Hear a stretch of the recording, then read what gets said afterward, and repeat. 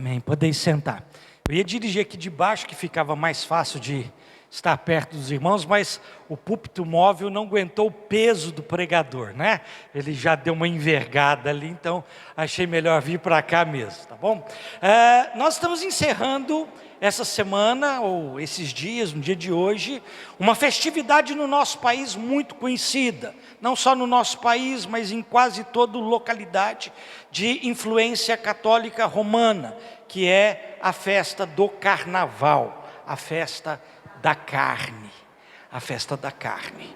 E o que é curioso é que muitos que se nominam cristãos participam naturalmente de toda aquela folia, de toda aquela bagunça, de toda aquela promiscuidade, de toda aquela violência, de toda aquela situação de devoção ao próprio Satanás, achando aquilo extremamente normal. A palavra de Deus nos diz algumas coisas importantes para nós meditarmos nesse tempo onde a carnalidade impera na vida da sociedade. E o que a palavra de Deus nos traz ao coração é o desafio de nós buscarmos sermos cheios do Espírito Santo. Nós não somos semelhantes aos demais. Nós fomos alcançados por uma graça que fez da gente novas criaturas. Nós agora somos um povo de propriedade exclusiva de Deus. E como este povo de propriedade exclusiva de Deus, nós temos em nós uma marca, um selo, que é o do Espírito Santo. E o Espírito Santo, com a vida de carnalidade, ele é entristecido. Paulo, escrevendo aos Efésios, diz: não entristeçais o Espírito de Deus. Algumas pessoas têm a ideia que o Espírito Santo é como se fosse uma energia elétrica. Você aperta a tomada, o interruptor, e ele acende, e ele ilumina, e ele traz poder. Quando você não precisa, você não aperta o interruptor. Mas o Espírito Santo não é uma força impessoal, é um ser, é chamado a terceira pessoa da Trindade. Ele se relaciona, ele se alegra, ele ensina, ele ministra, mas também ele se entristece.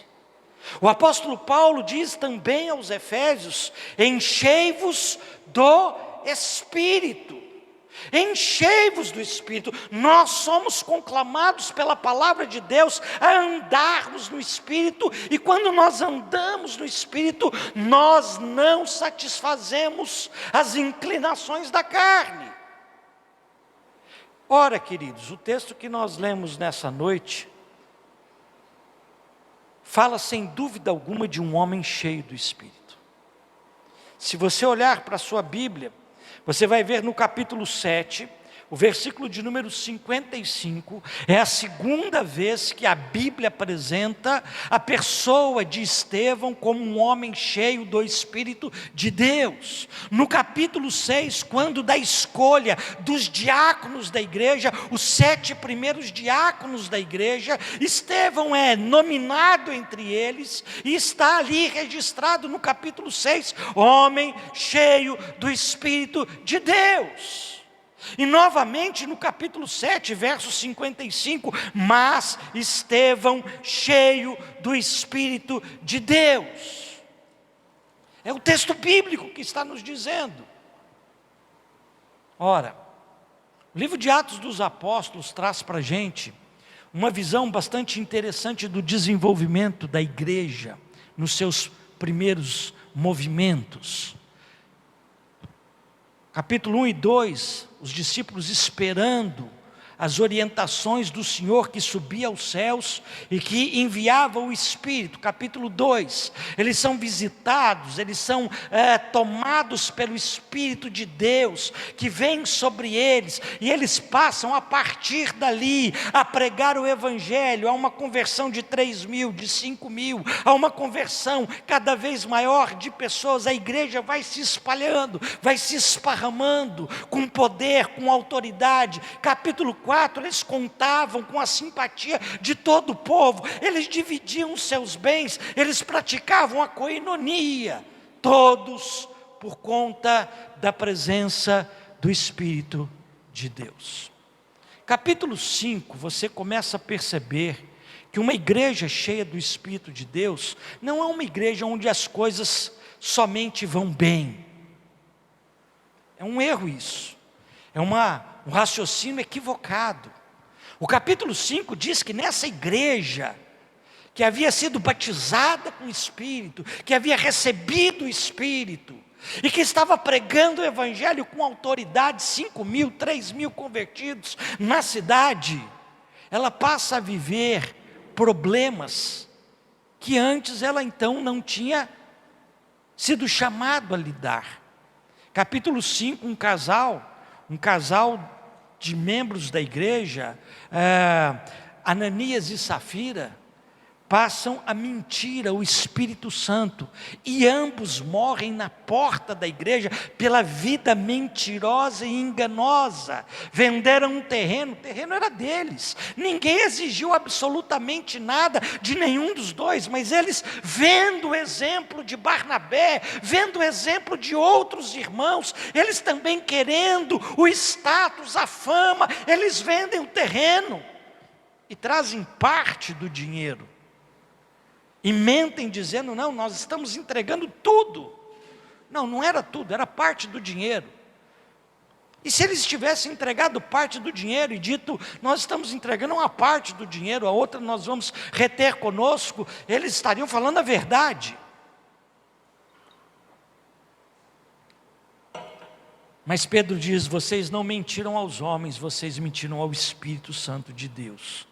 E os dois morrem na porta da igreja. Capítulos seguintes começam a mostrar a perseguição da igreja. Saulo de Tarso, como é citado aqui no capítulo de número 7, ele está testemunhando a morte de Estevão. Estevão é o primeiro mártir do cristianismo. Não foi um apóstolo, não foi um pastor. O primeiro mártir do cristianismo é um diácono. Ele é perseguido por conta da sua pregação, ele é confrontado por conta do seu conhecimento bíblico, ele anuncia Cristo Jesus e por conta disso ele é perseguido, ele é odiado e ele é morto. O primeiro mártir do cristianismo, a primeira morte de um cristão é descrita aqui no capítulo 7, exatamente nessa passagem que a gente está olhando nessa noite.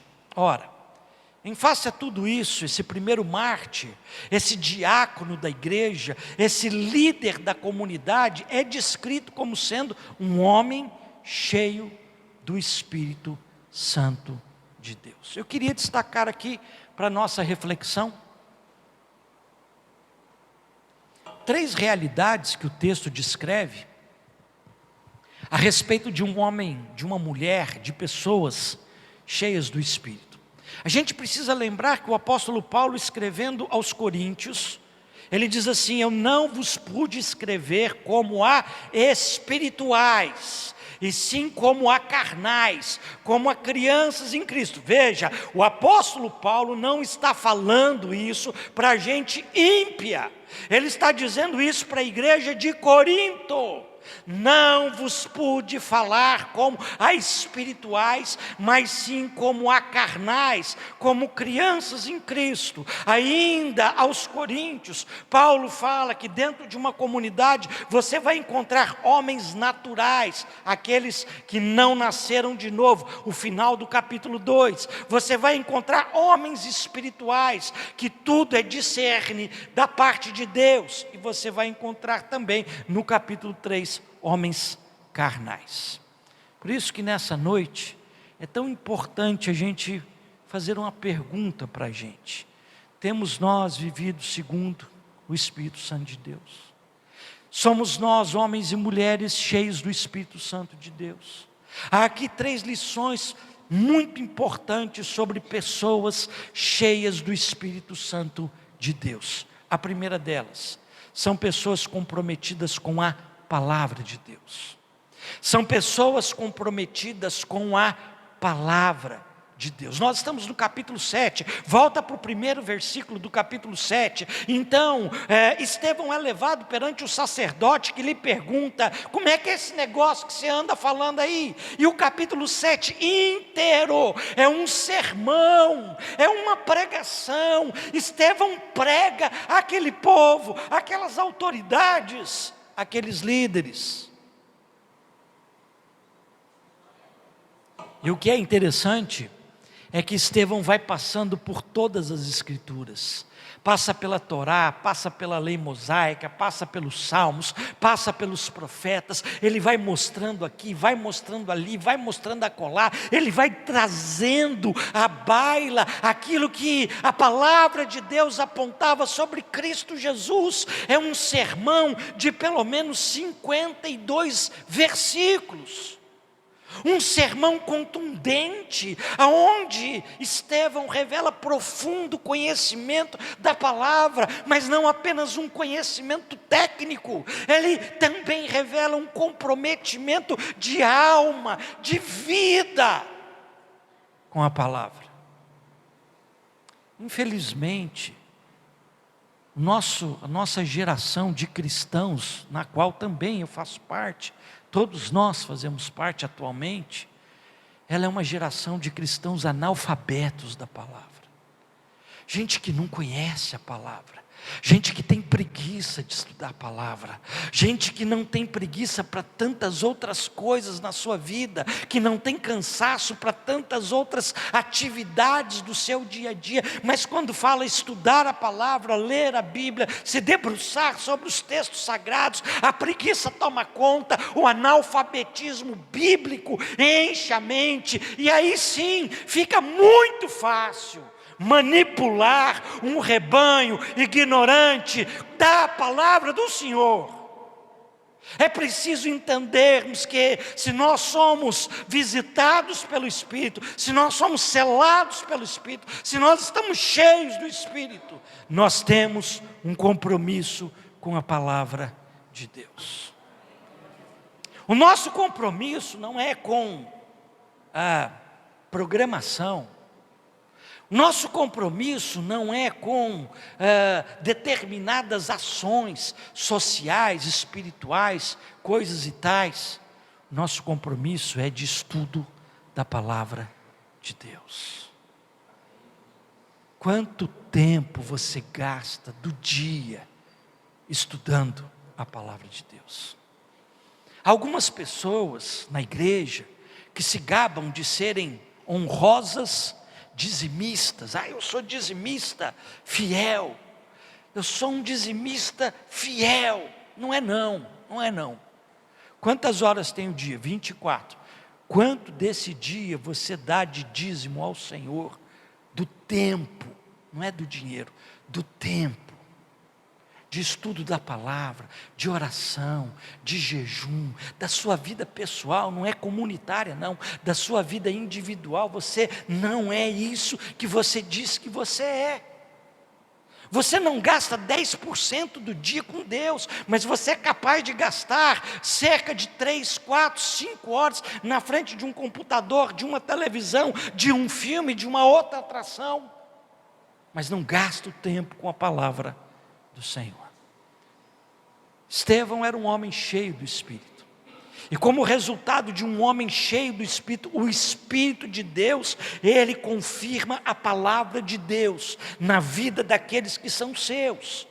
Estevão era um homem comprometido com a palavra de Deus. Mas há uma segunda lição que esse texto traz para a gente.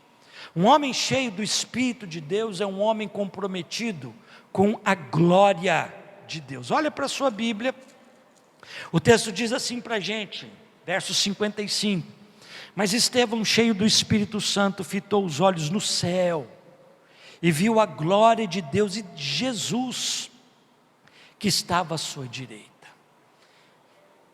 Veja que coisa interessante.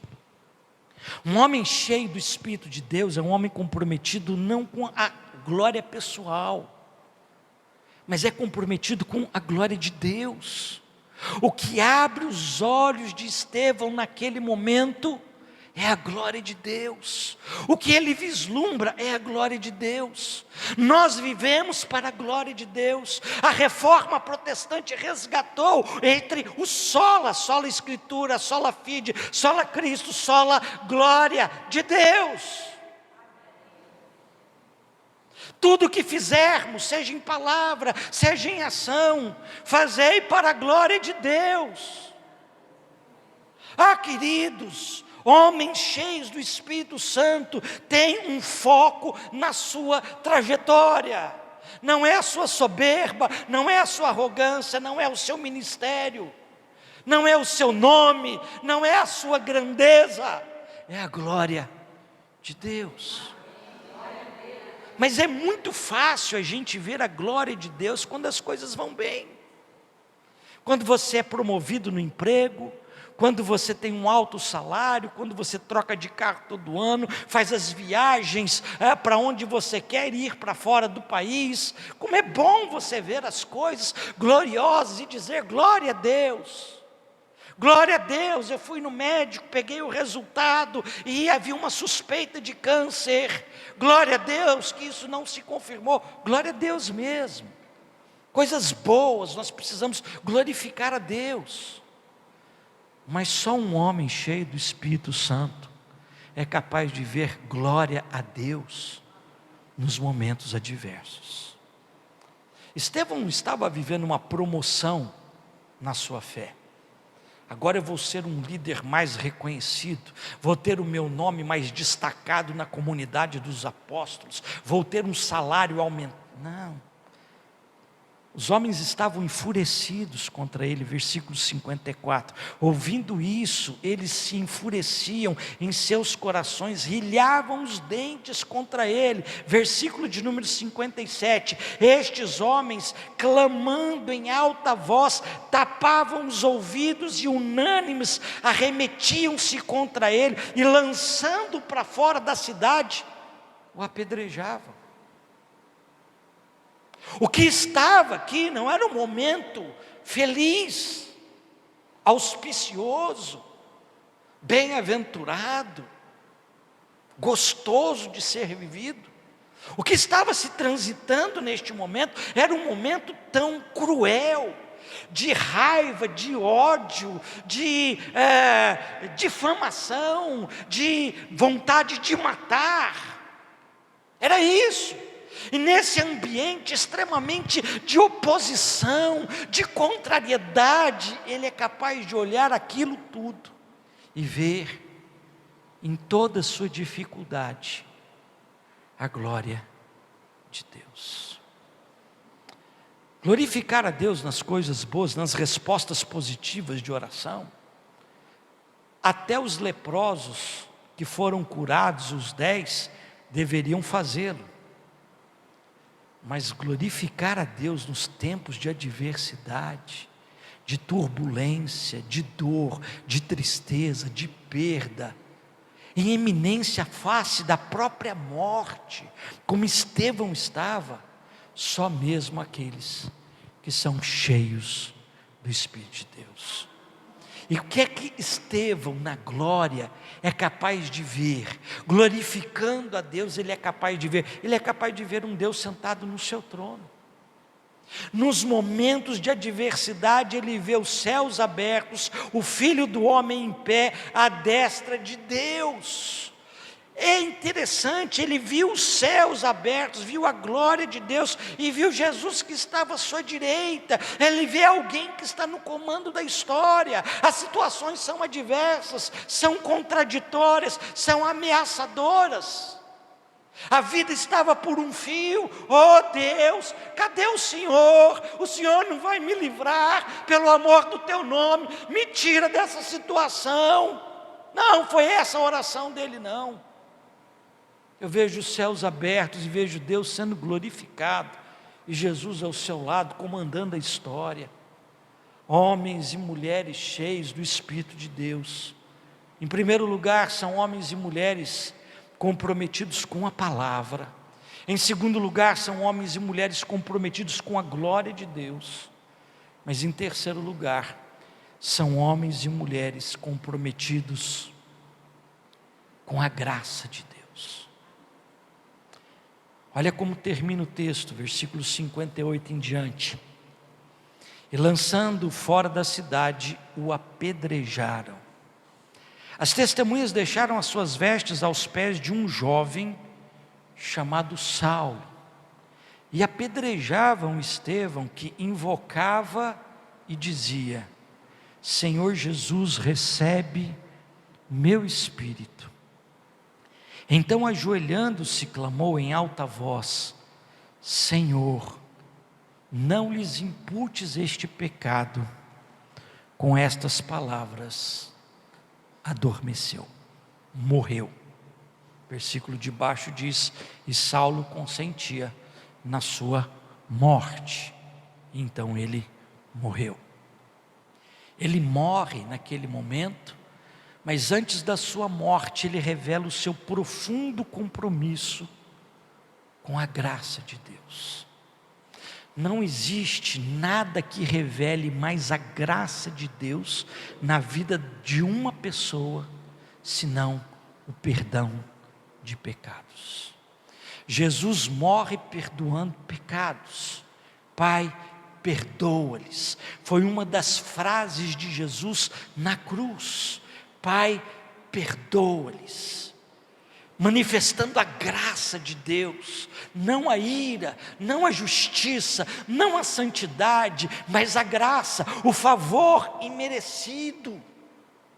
Estevão, no momento da sua morte, imita o Senhor, vive dentro da dimensão da mesma graça, o perdão, a graça comunicada àqueles que estavam lhe executando.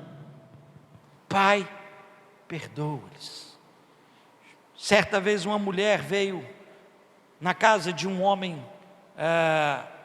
judeu, publicano, fariseu, e ela vem e lava os pés de Jesus com as suas lágrimas, enxuga com os seus cabelos, quebra um perfume sobre o Senhor, e ele diz assim: se ele fosse profeta, ele saberia que lástima é essa mulher, que porcaria é essa mulher que está aí debruçada aos seus pés. E Jesus então vira-se para aqueles homens em Lucas capítulo 7 e diz assim: a quem muito se ama, muito se perdoa, mas a quem pouco se ama, pouco se perdoa. O que a palavra de Deus está nos mostrando aqui é que homens cheios do Espírito, eles são capazes de vivenciar uma dimensão chamada a graça do perdão. O problema do perdão não é o tamanho da ofensa.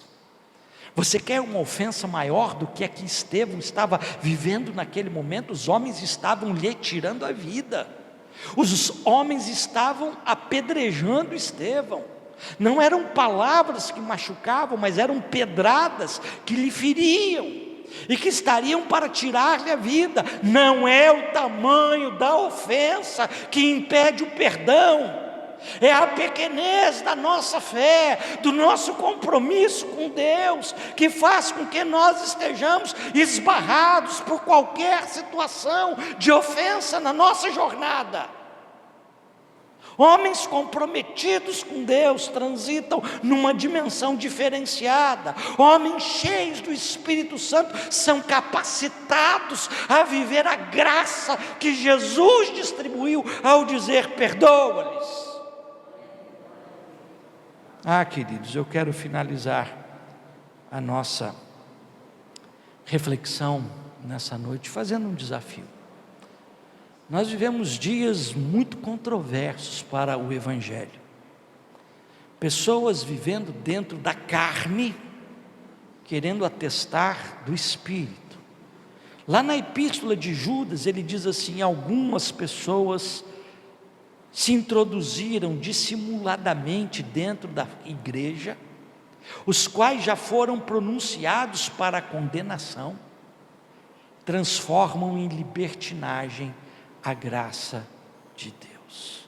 Em outras palavras, o que é que Judas, na sua epístola, aquela última, pertinho do Apocalipse, estava dizendo? Um grupo de pessoas dizendo: se aonde abundou o pecado, superabundou a graça de Deus, então se eu peco, a graça tem que ser maior que o meu pecado, então vamos fazer o seguinte: quanto mais eu pecar, mais graça de Deus o Senhor vai me conceder, vai me dar. E aí Judas escreve dizendo: são homens ímpios, libertinos, que estão nas vossas festas de fraternidades, como pedras submersas, que afundam navios, porque vivem falando de um compromisso com Deus, com o Espírito de Deus, sem viverem essa dimensão. Eu queria chamá-los nessa hora ao desafio que o apóstolo Paulo faz à comunidade de fé: enchei-vos do Espírito, enchei-vos. Isso não é uma sugestão. O termo encher no grego é um imperativo, é uma ordem. Se você é um cristão, se você é alguém que foi alcançado pela obra de Cristo Jesus, você não tem opção. Seja cheio do Espírito Santo. E que talvez o que hoje não impacte a nossa sociedade é que a gente hoje tem muita tecnologia. A gente tem programas de televisão, a gente tem internet, rádio, a gente vai para a rádio, prega na rádio, a gente aparece na televisão, a gente faz live na internet, publica estudo. O negócio hoje é uma facilidade. Quando eu estava no seminário, você tinha que fazer exegese do texto, e os textos melhores estavam em inglês, tinha que ser trazido dos livros dos Estados Unidos, e era uma luta quem conseguia um material, e a gente se debruçava às vezes 2, 3, 4 em cima do mesmo livro, para poder fazer um trabalho de exegese, porque era tão difícil. Hoje, com um clique do seu celular, você entra numa página fora do país, que faz a exegese para você do texto grego, do texto hebraico, que mostra a sintaxe de cada palavra. Nós nunca tivemos tanta facilidade, mas nós nunca fomos tão pobres do Espírito. Temos tecnologia, mas não temos uma vida cheia do Espírito. E o meu desafio para a Igreja de Cristo nesse começo de ano de 2024: enchei-vos do Espírito. Feche os seus olhos. Eu queria te fazer um desafio na sua vida pessoal, particular. Um homem cheio do Espírito tem um compromisso com a palavra de Deus, compromisso de vida, de conhecimento, um compromisso com a glória de Deus. Deus não divide a sua glória com ninguém. Quando alguém começa a manifestar demais a sua glória, o Espírito de Deus não está ali. Compromisso com a graça do perdão de Deus na vida dos irmãos. Pai, nós queremos te agradecer por essa noite, por esse momento de oração que aqui tivemos, por esse círculo de oração.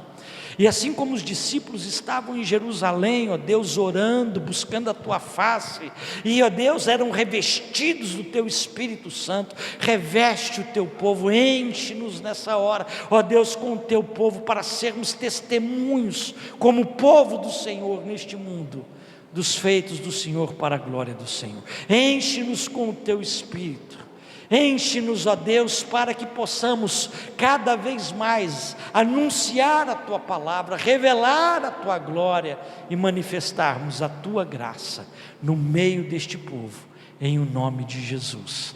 Amém. Amém.